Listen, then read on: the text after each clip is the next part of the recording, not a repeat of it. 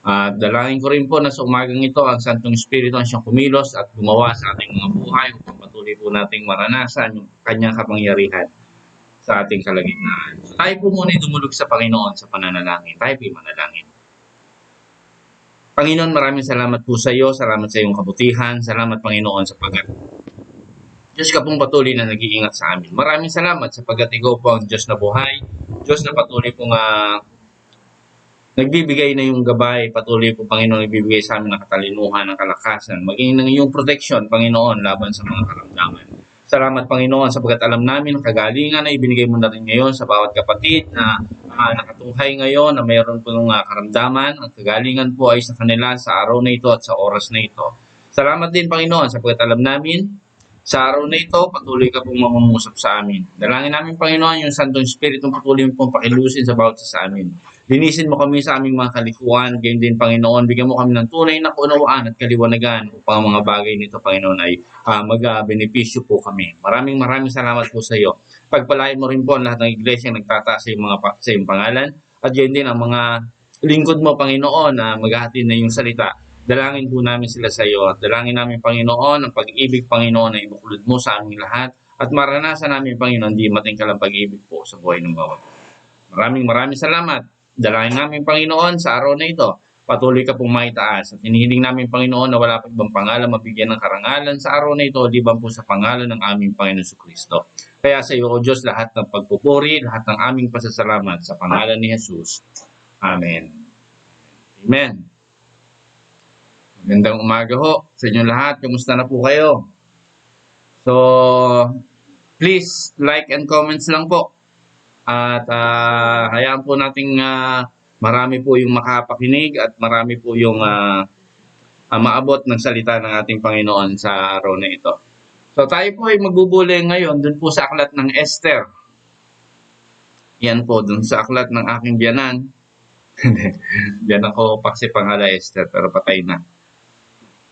So Esther, dun po sa chapter 6, Esther chapter 6 verses 1 hanggang dun po sa 11. Basahin po muna natin. Samahan po ninyo ako, napakagandang sabay-sabay po tayo sa inyong mga tahanan. Basahin po ninyo ng malakas. At hayaan po ninyo ang kapangyarihan ng salita ng Panginoon ay magkaroon po ng buhay sa atin. So in verse 1, that night the king was unable to get any sleep. And he sent for the books of the records, and while one was reading them to the king, it came out that it was recorded in the book how Mordecai had given word of the designs of Vixana and Teres, two of the king's servants, keepers of the doors, by whom an attack on the king had been designed. And the king said, "What honor and reward have been given to Mordecai for this?" Then the servants who were waiting on the king said, "Nothing has been done for him." Then the king said, Who is in the outer room? Now Haman had come into the outer room to get the king's authority for the hanging of Mordecai on the pillar which he had made ready for him. And the king's servant said to him, "See, Haman is waiting in the outer room." And the king said, "Let him come in." So Haman came in, and the king said to him, "What is to be done to the man whom the king has delight in honoring?" Then the thought came to Haman's mind, "Whom more than myself would the king have pleasure in honoring?" And Haman answering, the king said, "For the man whom the king has delight in honoring, let them take the robes which the king generally puts on, and the horse on which the king goes, and crown which is on his head, given to one of the king's most noble captains, so that they may put them on the man whom the king has delight in honoring, and let him go on horseback through the streets of the town, with men crying out before him, so let it be done to the man whom the king has delight in honoring." Then the king said to Haman, "Go quickly and take the robes and the horse, as you have said, and do even so to Mordecai the Jew, who is seated at the king's doorway.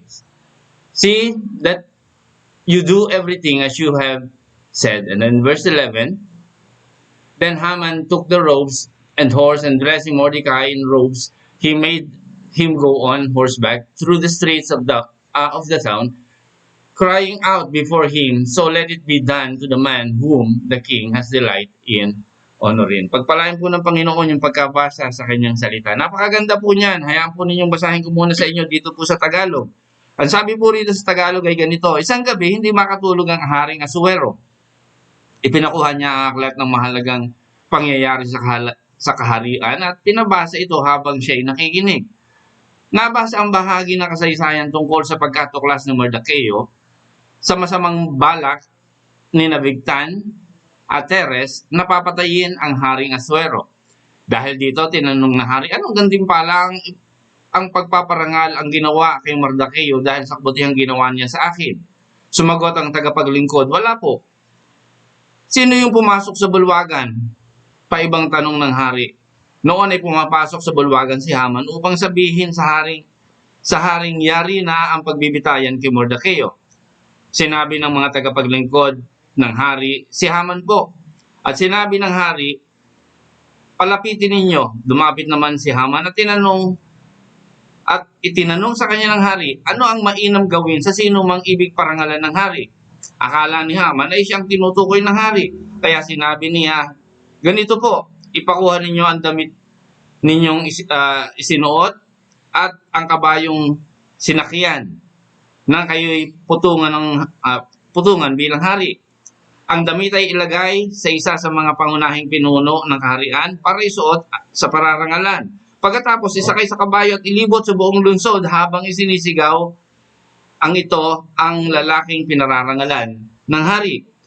Sinabi ng hari kay Haman, kung gayon, kunin mo ang aking damit at ang aking kabayo. Lahat ng sinasabi mo'y gawin mo kay Mordecai, ang Hudyong nakaupo sa pintuan ng palasyo. Kinuha nga ni Haman ng damit at ang kabayo ng hari. Binibihisan niya si Mordecai, isinakay sa kabayo at inilibot sa buong lungsod habang isinisigaw niyang narito ang lalaking pararangalan ng hari. Pagkatapos ng parada, si Mordecai ay nagbalik sa pintuan ng palasyo. Nagmamadali namang umuwi si Haman, nananangis at nakatalukbong dahil sa hiya at sama ng loob. Ang nangyari isinalaysay ni Haman na sa asawa niyang si Zeres at sa kanyang mga kaibigan. Sinabi ng mga ito sa kanya, kung Hudyo nga si Mordecai, hindi mo siya madadaig, manapay ikaw ang madaig niyon. Verse 14. Sabi dito, nag-uusap pa sila nang dumating ang mga sugo ng hari at nagmamadaling isinama si Haman sa piging ni Esther. So yan po yung kabuuan ng atin pong titignan. So ito po ay about the story of Mordecai. Pero kung titignan po natin yan, nandiyan na po yan. Tignan muna po natin yung background ng aklat ng Esther. Actually, kung papag-aralan po natin, si Esther ay isa pong Hudyo na kung saan ay kasama po siya doon sa nabihag at dinalaho ni Haring Nebuchadnezzar doon po sa Babylon. So itong si Haring Nebuchadnezzar, siya po yung nakalupigo. Sabihin po natin, kasi ang Israel naman po, parang battleground yan eh. May mga maglalaban, pagkatapos doon maglalaban doon sa Israel, then kapag umalis na yung mga nag-aaway doon, natatangay nilang bihag yung mga Israelita mismo. So parang battlefield yung nangyari doon sa Israel. So ganoon din ho, nung nakipagdigma ang Babylon, ito ngayon, nakuha ni Nebuchadnezzar yung mga bihag. So nakasama po doon itong sila Mordecai at kasama din po doon si Esther. Ngayon, itong si Esther ay wala na po siyang mga magulang. So kaya ito pong si Mordecai, yung kanyang tsuhin, yung nagpalaki sa kanya para maging tinuring na tunay na anak. So nung nandoon na po sila, noong panahon ni Haring Ahasuero, makikita po natin, mapapansin po natin dito na siya ay ginawang reyna. So naging siyang reyna. Bakit ba siya naging reyna? Kasi itong si Reyna Vashti, maganda ho yan si Reyna Vashti, siya po yung isa sa asawa. Alam mo ninyo, pag mga hari, marami talagang asawa yan. So isa sa mga asawa nung hari. Kaya lang ho, yan yung kinalulugdan nung hari. Kaya lang ho, dumating doon sa punto na nung nagyayabang itong si Haring Ahasuero dun sa kanyang mga accomplishments, so kasama doon, syempre yung isa sa magandang asawa niya. So sa tingin niya during that time, pinakamaganda si Reyna Vashti. So itong si Reyna Vashti ay hindi ho tumugon dun sa tawag at utos nitong si Haring Ahasuero.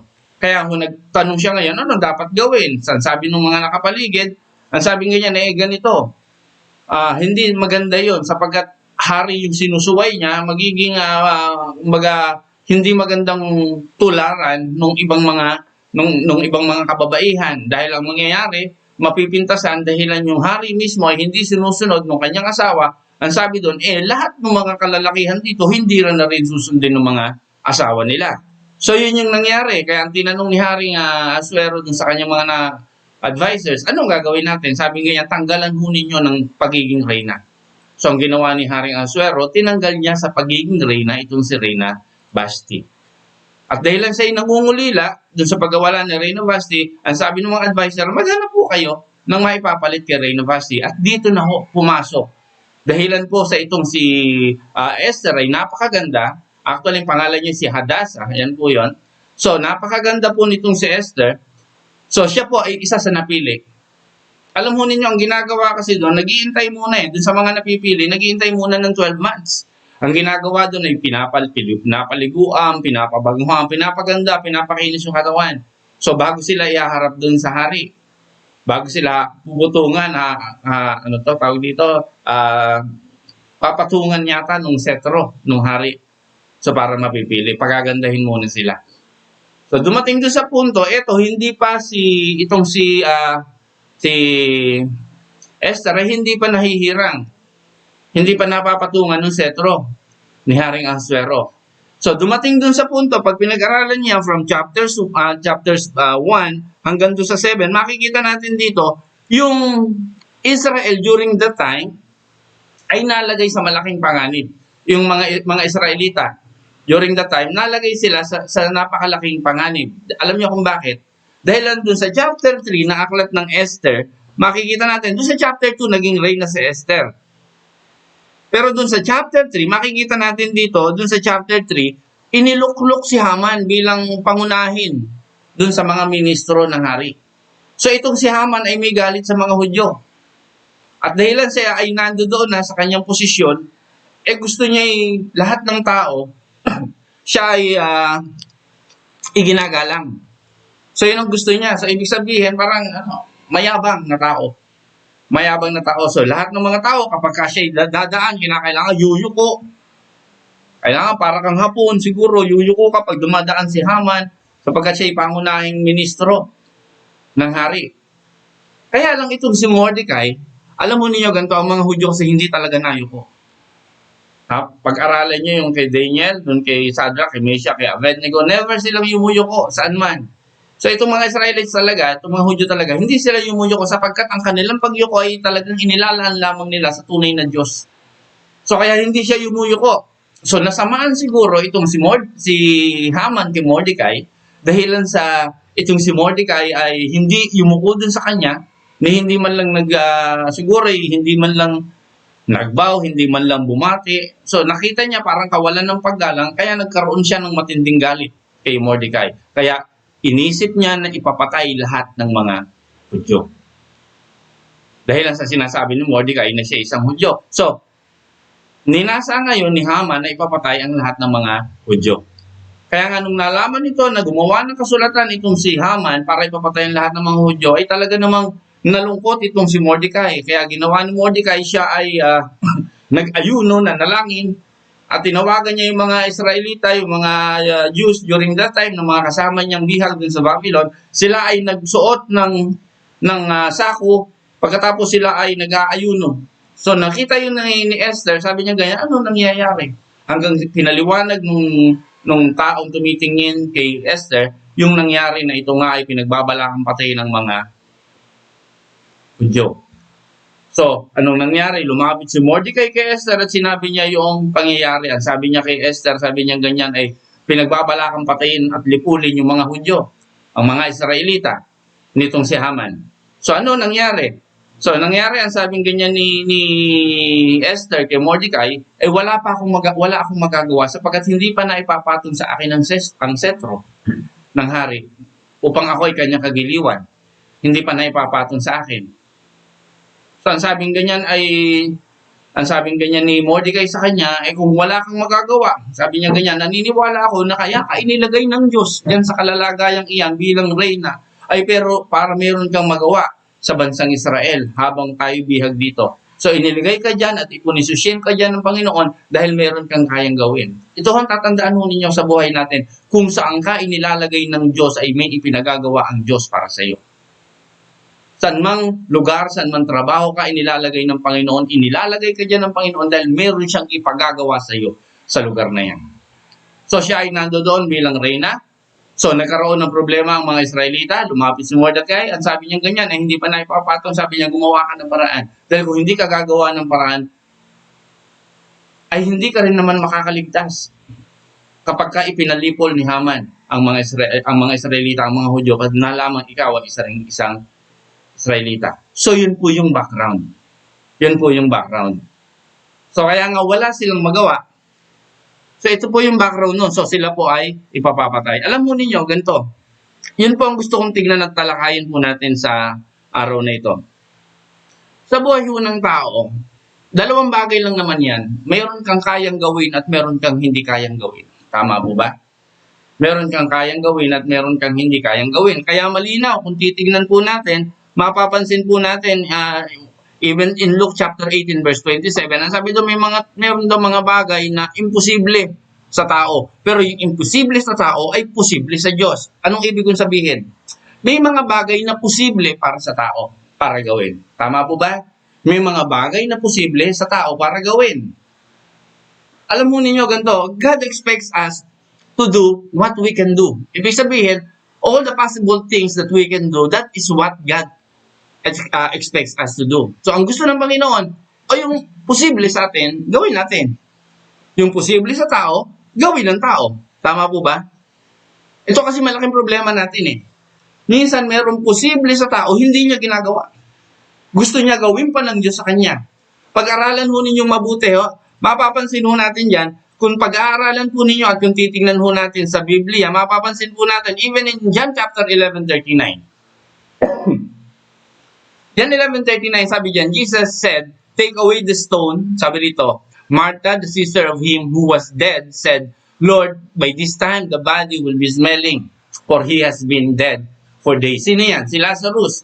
So, namatay si Lazarus. Sabi diyan, 4 na araw na nakalibing doon. Tapos, ang sabi ng Panginoon in verse 39, ang sabi po diyan, Jesus said, "Take away the stone." Alam mo ninyo, kung sa tutuusin lang, kaya naman ng Panginoon na palabasin na lang si Lazarus doon, pagulungin yung bato.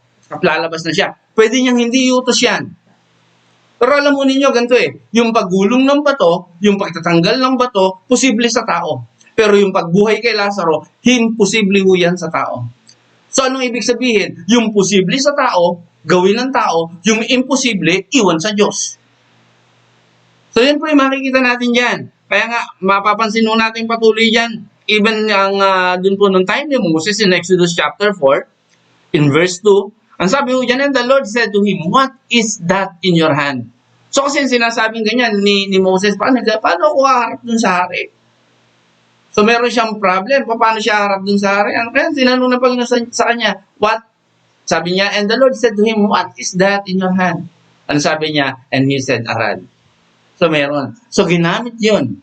So kung ano yung nandun sa kanya, yun yung ginamit. Yan, nakagawa ng mga kababalaghan, pinilagay dun sa tubig, naging dugo yung tubig. Nakita niyo po ba? Ibig kong sabihin ganito, merong mga kayang gawin ng tao, dapat gawin ng tao. Malinaw po ba sa atin yon? So, all the things that are possible to man, dapat gawin natin yon. Kasi hindi po lahat ng bagay ay gagawin ng Panginoon para sa atin. Do you know why? Kasi merong mga bagay na kaya nating gawin and that God wants us to do. So gusto ng Panginoon, gawin natin yan. Pero, tandaan ho natin, merong mga bagay that is out of our control. Merong mga bagay na labas sa ating kakayanan and that belongs to the Lord. Kaya nga ganito kapag merong kayang gawin, gawin. Yun ho yung problema natin.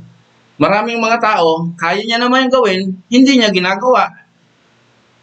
Pero merong mga bagay na hindi niya kayang gawin, pinipilit niyang gawin. So given yan, so sa bawat isa sa atin, meron tayong kayang gawin. So dapat gawin yung kayang gawin. At ganun din yung hindi kayang gawin, ipinapagpasa Diyos natin yan. Inilalagak natin yan sa kamay ng ating Panginoon.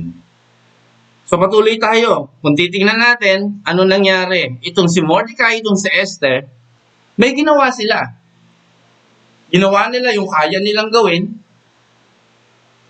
Ginawa nila yung posible na maaari nilang gawin, but to no avail. Yun yung naging problema roon. Do you know why? So si Mordecai, ginawa niya yung kaya niyang gawin. Itong si Esther, ginawa niya yung kaya niyang gawin. Pero sa puntong ito, the final decision belongs to the king. Yung final decision, sa hari lang yun. So hindi nila pwedeng diktahan yung hari. So yung final na desisyon, para hindi na ipapalipol, hindi na ipapatay yung lahat ng mga Israelita during that time, remember that Haman was the what? Prime. He is the prime minister during the time. So siya yung pinakapunong ministro nung panahon na yon. So he has the power. Pagkatapos etong si Esther ay hindi pa naman napapatungan ng setro. So yun po yung naging dilemma. So ibig sabihin ganito meron silang mga bagay na dapat gawin, ginawa nila yon. Pero yung mga bagay na hindi natin kayang gawin, sa Panginoon yun. Dito tayo pumasok dun sa chapter 6 ng verse 1. Anong sabi? I want you to focus on this, on verse 1. That night, the king was unable to get any sleep. Ulitin ko. That night, the king was unable to get any sleep. Sabi, isang gabi, hindi makatulog si Haring Asuero. Now, who is the one working? Who is the one moving? It is no longer Mordecai. It is no longer Esther. But it is the Lord that is now moving to the king. So, ang Diyos na ang kumikilos kay Haring Asuero. Kaya isang gabi hindi pinatulog ng Panginoon itong si Haring Asuero. At anong ginawa ng Panginoon? Ipinaalala sa kanya, balikan mo uli yung aklat ng talaan.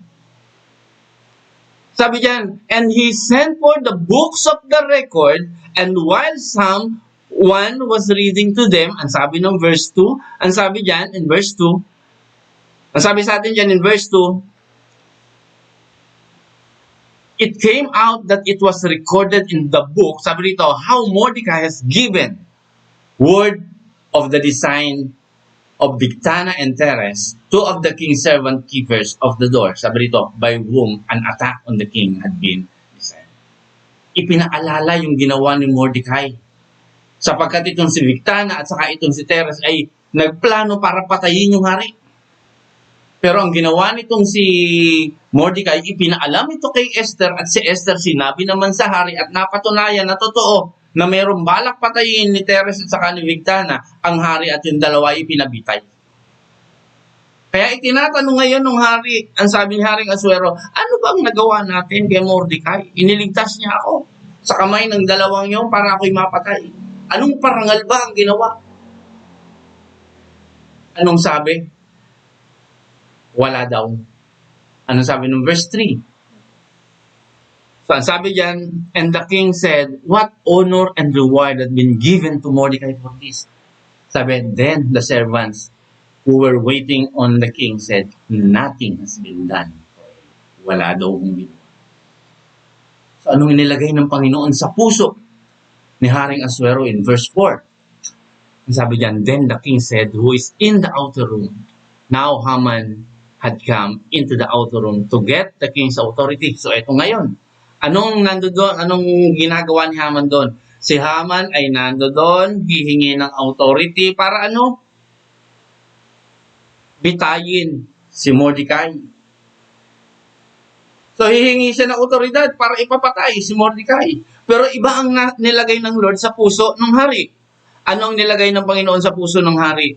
Parangalan si Mordecai. Samantalang itong si Haman, ang sa kanyang gusto, ipapatay. Pero inunahan siya. Tinanong siya ganyan. Sabi, sino ba yung nandiyan? Sabi ng mga taong nandoon, si Haman po nandirito. Hihingi yata. Hindi pa niya nasasabi yung kanyang pakay. Pero kasi pagdating ng verse 5, naunahan siya ng hari. Nagtanong yung hari sa kanya. Ano sabi niya? And the king's servant said to him, Si Haman is waiting in the outer room and the king said, let him come in. Verse 6. Ang sabi po sa atin dyan, so Haman come in and the king said to him, what is to be done to the man whom the king has delight in honoring? Sabi ganyan, ano bang dapat gawin dun sa isang taong kinalulugdan ng hari? Alam niyo naman tong si Haman, self-entitled Akala niya siya na yung kinalulugdan ng hari. So, nagbigay siya ngayon. So, ano yung suggestion niya? Dapat daw, anong gagawin? Sabi ganyan, then the thought came to Haman's mind. Kasi yung nasa isip niya, siya yun. Anong sabi ng verse 7? Ano raw dapat gawin? Sabi ni Haman mismo. And Haman answering the king said, for the man whom the king has delight in honoring. Verse 8. Ang sabi diyan, let them take the robes which the king generally puts on, and the horse on which the king goes, and the crown which is on his head. Yun daw ang dapat gawin. Yung sinusuot na robe ng hari, ay suot daw dun sa tao na yun. Pagkatapos pasakayin daw iyon dun sa kabayo mismo ng hari. At yung corona daw ng hari ay iputong daw dun sa ulo ng taong iyon. Kita nyo, ganun, kakonsited. Pero tinatanong siya ng hari, ano sabi ng verse 9? Ang sabi ng verse 9, and let the robes and the horse be given to the one of the king's most noble captains, so that they may put them on the man whom the king has delight in honoring. And let him go on horseback through the streets of the town, which men crying out before him, so let it be done to the man whom the king has delight in honoring. So sabi ng hari, gawin nyo. At sige, sakay nyo, iparada nyo, at sabihin niyo, isinisigaw, ito yung taong kinalulugdan ng hari. Ano sabi ng verse 10? In verse 10, ang sabi ko sa atin dito, then the king said to Haman, go, quickly, bilisan mo, and take the robes and the horse as you have said, and do even so to Mordecai the Jew. Ang akala ni Haman, siya ang magsusuot ng robe, siya ang sasakay sa kabayo, siya ang puputungan ng korona, at sisigaw na siya ang kinalulugdan. Pero hindi. Nabago. Bakit? Kumilos ang Diyos. Amen po ba? Kumilos ang Diyos. Kaya nga in verse 11, anong sabi? Sabi dito, then Haman took the robes and the horse, and dressing Mordecai in the robes, he made him go on horseback through the streets of the town, crying out before him, so let it be done to the man whom the king has delight. Nakuha niyo po ba? Ulitin ko, may mga pagkakataon sa buhay po natin, wala tayong kayang gawin. At dun sa puntong yun, dun kumikilos ang Diyos at gumagawa sa buhay natin. Dun kumikilos ang Panginoon at mahimalang gumagawa ng kanyang sariling pamamaraan para sa atin. Same sa buhay natin. Parehas lang po yan. Minsan sa buhay natin, minsan wala kang pera. Nakakaisip ka no, kung ano-anong maraming mga bagay. Pero alam nyo, minsan, hindi nagkakaroon ng kaganapan. Minsan para bang helpless ka, hopeless ka. Do you know why? Because God is saving it for the right time. Minsan hindi agad tumutugon ng Panginoon. Minsan nakikita natin yon parang ang labo yata, parang hindi ko maunawaan, hindi ko maintindihan. Hindi natin malaman kung ano yung mga gagawin natin, may mga bagay na nangyayari dun sa buhay natin, hindi natin maipaliwanag, hopeless tayo, wala tayong gawin. Uulitin ko, all the possible things belongs to man, but all the impossibilities and impossible things belongs to God. Yan po ay para sa ating Panginoon. Kaya nga, yung mga possible things, ginagawa natin yan. Kasi kapag posible na, hindi mo pa ginagawa, it means you don't care.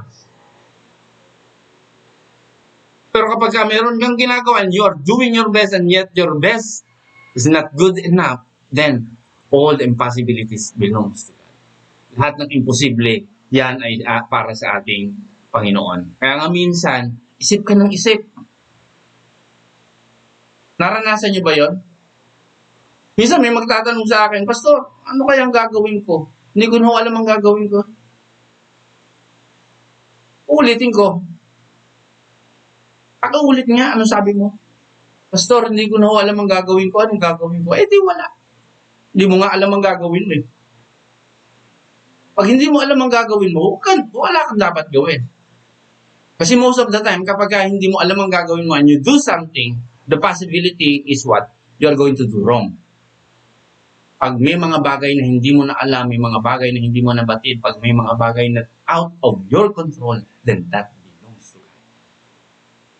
Kaya nga, there are situations that are not going to change unless there is a supernatural move of God to intervene. May mga sitwasyon sa buhay natin na kung saan malimang ang Diyos ang kumilos, walang mangyayari.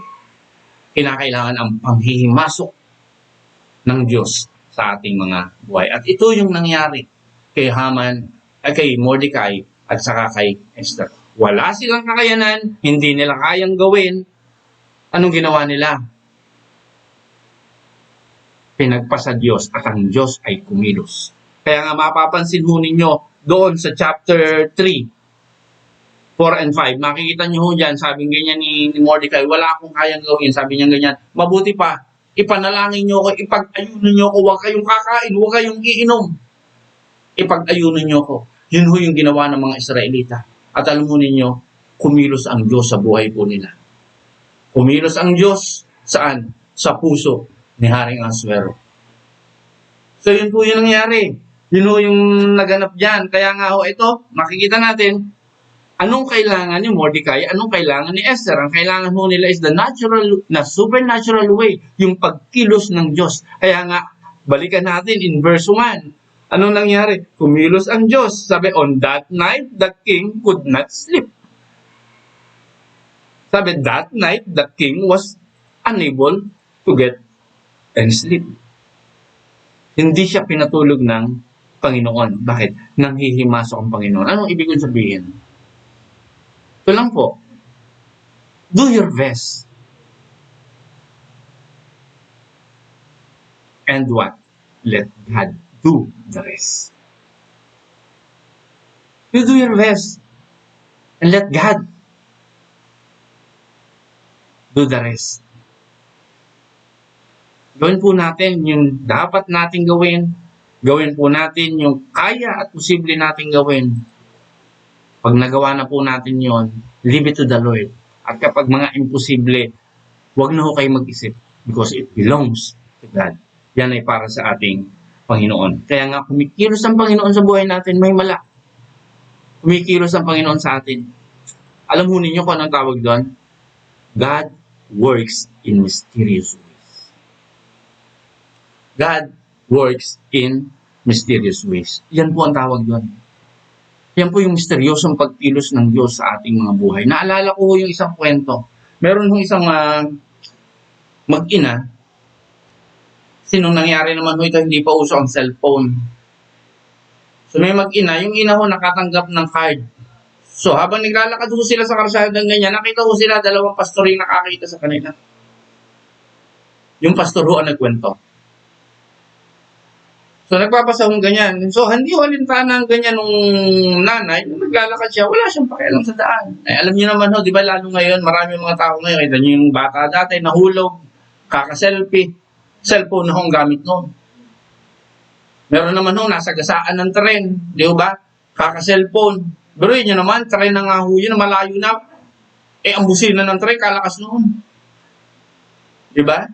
Kalakas ho ng busina ng tren. Pero yun naman, tren na nga ho yung nakasagasa. Ang layo ba na narinig na? Bakit? Kasi kaka-cellphone. Dapat pag naglalakad, hindi nagsa-cellphone. Yung nasa gasaan ng tren, pero yun. Sa bagal na ng tren, 3 araw na sa ilalim. At ang kinamatay pa ay tetano. Dahil kalawangin na yung tren. So itong babae ito, may hawak siyang card, binabasa niya yung card. Hindi ho niya napansin na mayroong isang bus na dumadaan na malapit na silang mahagip. Yung isa ho dun sa pastor ay sumigaw na, pero hindi pa rin ho siya napapansin ng babae. At alam ho ninyo, bigla na lamang mayroong hangin na humihip at tinangay ho yung card. Saka lang ho napalingon yung babae at saka lang ho niya, kinuha ho niya yung card na nilipad ho ng hangin. Na hindi ho niya alam na muntik na siyang mabangga ng bus kasama yung anak niya. Meron hong hangin umihip. Ang sabi ho ng pastor, hindi naman daw ho yung hangin gawa nung pagdaan ng bus ang nagpalipad. Sapagkat opposite direction ho yung lipad ng card. Sabi ho ng pastor, yun ho yung hangin na inihip ng Panginoon upang iligtas yung mag-ina dun sa kapahamakan. Kumikilos kasi ang Panginoon eh. Ang sabi nga niya ng isang pastor, kung narinig niya yung sigaw ko, baka sa akin siya napatingin at napatingin siya sa akin at saka siya nabangga. Pero ang ginawa ng Panginoon, nagpaihip siya ng hangin on the opposite direction. At pag-ihip ng hangin, nilipad yung cart at doon siya bumuelta at hindi siya nahagip kasama ng anak ng bus na rumaragasan dumaan. Kumikilos ang Panginoon in His mysterious ways. Alam mo ninyo, sa buhay ho natin, maaring ngayon, marami tayong hindi maintindihan, maaring meron tayong mga hindi maunawaan. Pero ganun kumikilos ang Panginoon. Minsan, sabihin natin, para namang napaka-nonsense naman. Para naman yatang wala. Parang wala lang. Nonsense. Tandaan ho ninyo, sabi nung marami, there are two kinds of sense. Number one is the what? The nonsense, and sabi nila, 7 sense daw yan eh. Sense of hearing, sense of... Pero dinagdagan nila, ginawang 7. Ang sabi nila ganyan, meron daw nonsense at saka meron daw common sense. Pero hindi ho 7, 8 yan. Kasi may God sense. May God sense. Minsan sa atin parang nonsense, pero sa Diyos may sense yun. Bakit? Ulitin ko ho, ang Panginoon kumikilos in His mysterious ways. Nalaman nyo na po ba? Kung titingnan nyo in Joshua chapter 6 verses 1 to 5. Anong sabi niya? Now Jericho was all shut up because of the children of Israel. Sabi dito, there was no going out or coming in. Anong sabi ng verse 2? And the Lord said to Joshua, see, I have given into your hands Jericho with its king and all its men of war. Now, let all your fighting men make a circle round the town, going all round it once. Sabi dito, do this for 6 days. Verse 4, and let 7 priests go before the ark with 7 loud-sounding horns in their hand. On the 7th day, you are to go round the town 7 times, and the priests blowing their horns. And verse 5, ang sabi, and at the sound of a long note on the horns, let all the people give a loud cry, and the wall of the town will come down flat. All the people are to go straight forward. Nakita niyo po ba? Paano nonsense? Paano nila makukubkob yung Jericho? That is greatly walled. Paano nila mapapasok yun? Paano nila makukuha yun? At paano naman mapababagsak yung Jericho?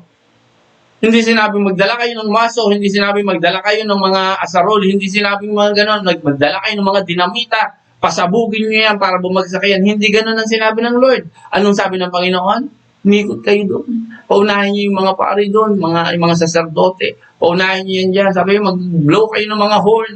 Sabi, umikot kayong ganyan. Sabi niya, for 6 days. Sabi, on the 7th day. Ano sabi? I-blow nyo pagkatapos. Anong sabi niya? Magsigawan kayo.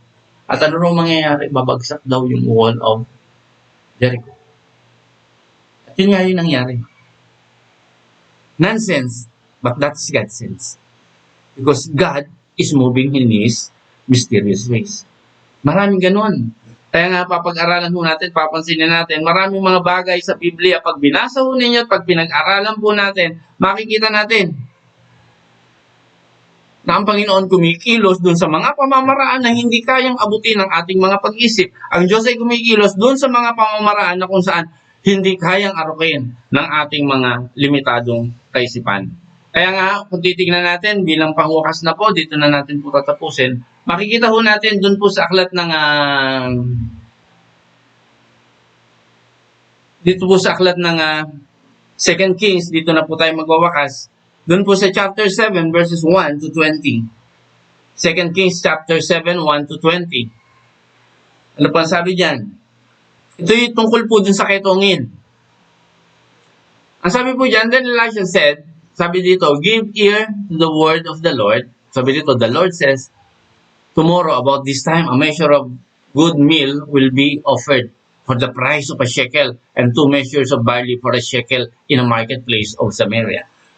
Una ho, pag-aralan muna natin. Tandaan ho natin, during that time, meron digmaan. Mayroon ng digmaan sa kanila. Pagkatapos, hindi lang mayroon digmaan, siguro, epekto na rin yan ng digmaan, meron ding tagutom. Parang sa atin ngayon, may digmaan. Sabi ni Lenny Robredo, bakit daw pangke ang ipinadala doon sa Cebu, ang kalaban naman daw ay virus. Ang sabi, hindi naman yung tangke, yun ho ay personal armored carrier. So sabi daw, bakit daw tangke yung pinadala doon?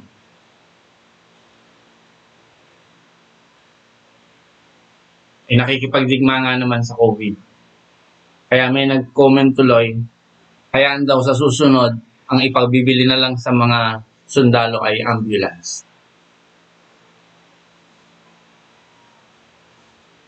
So mayroong digmaan sa kanila, pagkatapos mayroong tagutom. Masahin natin patuloy, verse 2. Then the captain, whose arm was supporting the king, said to the man of God, even if the Lord made windows in heaven, would such a thing be possible? And he said, your eyes will see it, but you will not have a taste of it. So sinabing ganyan ng propeta, bukas, magmumura ng bigas. Mabibili nyo na lang sa ganito, napakamura. Ano sabi daw ng kapitan sa verse 2? Sabi daw ng captain, nakaw, kahit pabuksan ng Diyos ang durong awan ng langit, ay hindi magiging posible yan. Ano sabi? Ano sabi ng propeta sa kanya? Makikita mo, pero hindi mo matitikman. Makikita mo, pero hindi ka makakakain. Patuloy, verse 3. Now there were 4 lepers seated at the doorway into the town, and they said to one another, why are we waiting here for death? Verse 4. If we say we will go into the town, there is no food in the town, and we will come to our end there. Sabi dito, if we go on waiting here, death will come to us. Come then, let us give ourselves up to the army of Aram. If they let us go on living, then life will be ours. And if they put us to death, then death will be ours. So nag-isip, matatalino yung mga ketongin na apat. Nasa labas sila. Tandaan ho natin, ang ketongin hindi pwedeng pumasok dun sa loob ng kampo kasi outcast sila. So nandun sila. Wala rin silang makain. Ngayon, kung papasok sila dun sa loob ng kampo, wala rin silang makakain. Mamamatay din sila sa gutom. So nung nandun sila sa labas ng kampo, nandun sila sa ilang, nasabi nila ganyan, ba't tayo nag-iintay dito? Sabi niya ganyan, kung babalik tayo dun sa loob ng kampo, sabi ganyan, wala rin tayo makakain, mamamatay din tayo sa gutom. Sabi, kung mananatili naman tayo rito, mamamatay din tayo sa gutom. Sabi niya, baka sakali na lang tayo, pumunta tayo sa kampo ng kalaban. Baka sakali, pagdating doon, kung hindi tayo patayin, di buhay tayo, makakakain tayo. Pero kung patayin tayo, mawawala, mamamatay na rin naman tayo. So yun yung sabi nila in verse 5. Ano sabi ng verse 5? So, in the half-light, they got up to go to the tent of Aaron. Sabi dito, but when they come to the outer line of tent, there was no one there. Kita nyo yun? Wala na silang kayang gawin sa kanilang sarili. May sakit, ketongin, mayroong famine, may tagutom sa kanila, mayroong digmaan, wala na sila, mamamatay na sila, tawag dyan, hopeless na sila, helpless na sila. Pero alam mo ninyo, dun kumikilos ang Diyos. So pumunta sila sa kampo ng kaaway, pero pagdating nila sa kampo ng kaaway, anong sabi? Wala ni isa mang nando doon. Why? Verse 6. For the Lord had made the sound of chariots and horses and noise of great army come to the ears of the army of Arameans, sabi rito. So that they said to one another, truly the king of Israel has got the kings of the Hittites and of the Egyptians for a price to make an attack on us. Natakot. Kasi ano nangyari? Nung papalapit, yung 4 na ketongin, lakad ha. Pero ang pakinig ng mga nandun mga army, marami yung army na nandun, ang pakinig nila ay mga rumaragas ang mga chariots, rumaragas ang mga carriages, rumaragas ang mga horses, mga great army yung dumarating. Kaya natakot sila, nagsitakasan sila. Kasi ang akala nila nakipagkaisa na dun sa hari ng Hittite at saka ng Egypt. Ano sabi ng verse 7? Sabi dito, so they got up and went in flight in the half light, sabi, without their tent or their horses or their asses or any of their goods. Sabi dito, they went in flight fearing for their lives. Nagsialis sila. Iwan lahat ng kanilang kayamanan. Iniwan lahat. Wala silang nadala, wala silang natakay. Bakit? Takot na takot. Nagtakbuhan sila, nagsialisan sila. Takot na takot sila. Anong sabi ng verse 8? And when those lepers came to the outer line of tents, sabi dito, they went into one tent and had food and drink. Kita niyo yun? Pagdating doon, wala yung mga kalaban. Anong iniwan? Pagkain, inumin, ano pang meron? And took from it silver and gold and clothing, sabi dito, which they put in a secret place. Then they come back and went into another tent, sabi, from which they took more goods, which they put away in secret place. Verse 9. Then they said to one another, we are not doing right. Today is a day of good news, sabi dito, and we say nothing if we go on waiting here till the morning. Punishment will come to us. So let us go and give the news to those of the king's house. Sabi ng verse 10. So they came in and crying out to the doorkeeper of the town, they gave them the news. We came to the tent of the Arameans, and there was no one there and no voice of man, only the horses and the asses and their places and tents as they were. Verse 11. Then the doorkeeper crying out gave the news to those inside the king's house. So yan po yun. So patuloy, kayo na lang po ang magbasa niya. Napakaganda hanggang dun po sa verse 20. Kung titingnan ho natin ano nangyari. Kumilos ang Diyos. Pinaalam ho nung ketungin dun sa hari na doon po ay may mga pagkain po doon po ay may mga makukuha po tayo doon po ay meron po tayo mga masasamsam ho doon. Hindi na ho tayo maghihirap, hindi na ho tayo magkakaroon ng tagutom. Maibebenta na ho sa napakamurang halaga ang bigas, maibebenta na po yung lahat ng mga nando doon, hindi na ho tayo kukulangin, napakarami po na. Uulitin ko po. Sa buhay natin may mga imposible at ang imposible para sa Diyos. Pero sa buhay natin may mga posible at yung mga posible gawin natin.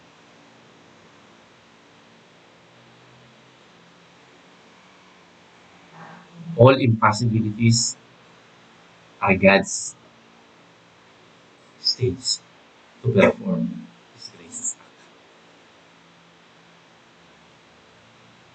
Lahat po ng imposible sa buhay natin, yan po ay stage ng Panginoon to perform His great miracle. Because God is moving in His own mysterious ways. Kumikilos ang Diyos sa misteryosong pamamaraan sa ating mga buhay. Kaya nga ulitin ko mga kapatid, ano po ba ang pinagdaraanan natin ngayon? Tingin niyo po ba hopeless na? Tingin niyo po ba imposible? Huwag kayong mag-alala. Sapagkat ang posible para sa atin. Pero ang imposible para sa Diyos. May mga pamamaraan ng Diyos na hindi kaya abutin ng isip ng tao. Because why? God moves in His mysterious ways. Tandaan mo natin, sa buhay mo natin, maraming mga bagay na hindi mauunawaan. Pero hindi naman nung hinihingi ng Diyos na unawain natin siya. Ang hinihingi lang ng Diyos, pagtiwalaan natin siya. Kaya sa inyo pong lahat, magandang umaga po at pagpalain po tayo ng ating Panginoon Diyos.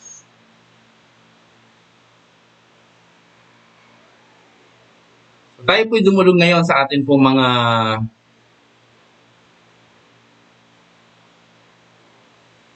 paalala. So, mga announcements po natin. Birthday. Oy, Eunice. Happy birthday, Eunice. Ang sarap ng handa mo, ah. Belated. Hindi namin natikman. Si Jessa tumatawa. Nakatikim to.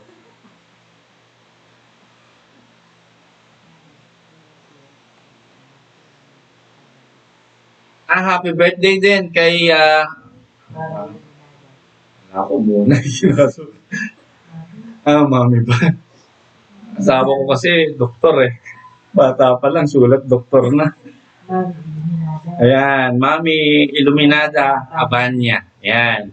So, Mami, happy birthday po sa inyo. Advance, happy birthday. O, Eunice, belated sa inyo naman. Hindi pa rin naman huli ang lahat.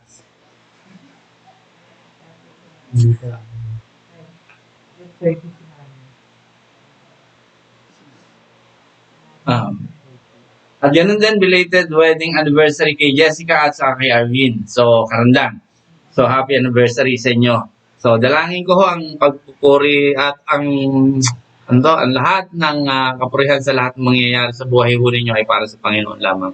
So, dalangin ko rin po na kayo ay patuloy pong pagpalain ng Diyos at makita ninyo ang kamay ng Diyos na kumikilos po sa inyong mga buhay. So, dun po sa lahat ng mga naaabot po ng pangangaral pong ito, dalangin ko po na kayo po ay mag-imbita. At panalangin na rin po natin na magkaroon na po tayo ng ating pagsamba dun po sa ating bahay-sambahan. Na tayo magkasama-sama na po muli. So, tayo po ngayon ay, ano ngayon date? June 28. So, God willing, this coming July, tayo po magkasama-sama. At dun po naman sa mga nanonood at nakakapakinig po nito at inaabot po nito. So, sa susunod naman po, tayo po nagkakatagpo-tagpo na, dalangin ko na kayo naman po iniimbitahan ko doon po sa ating bahay-sambahan. Kami po naman ay bisitahin po ninyo doon at kami naman po ay samahan po ninyo upang sambahin po natin, luwalhatiin natin ang pangalan at ang Diyos nating buhay. So, dalangin ko po na tayo po lahat ay magsama-sama patuloy pong purihin at itaas po ang pangalan ng ating Panginoong Jesucristo. So, sa lahat po ng mga kapatiran, ng Committed to Christ Fellowship, so, God bless you all, mga kapatid. At kung kayo po ay merong mga prayer request, okay lang po. Pwede nyo po ngayong isama. Pwede nyo po ngayong i-comment. Ano man po yung mga prayer request ninyo. Kung meron po mga may birthday, sama po ninyo para po nakikita naman natin dito. So, ganun din po. At doon po sa mga may karamdaman, nakakilala nyo kapatiran natin, o sino man po mayroong karamdaman, ay paki-comment nyo lang po sa atin.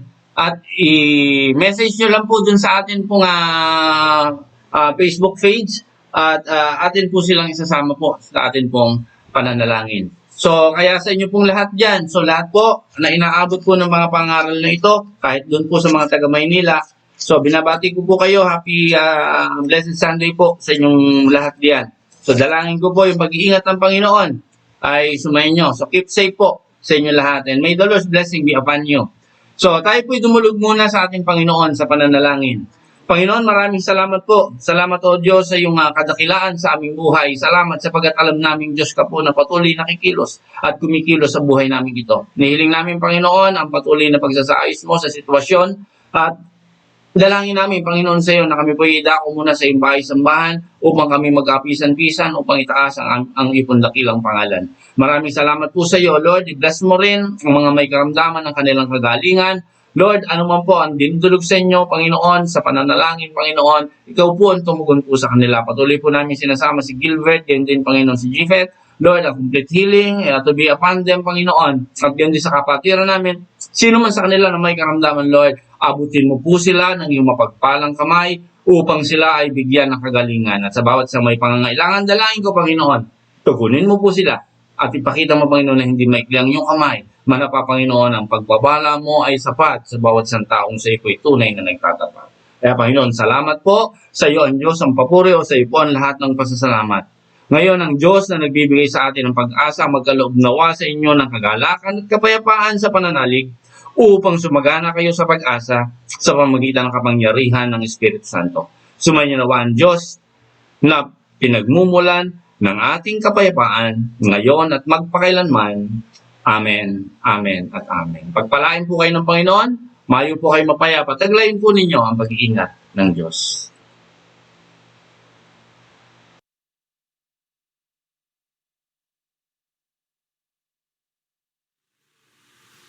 The Lord bless you and keep you.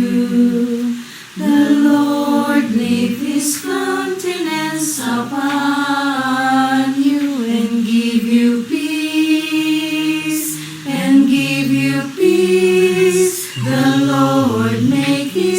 face shine upon you, and be gracious unto you, and be gracious.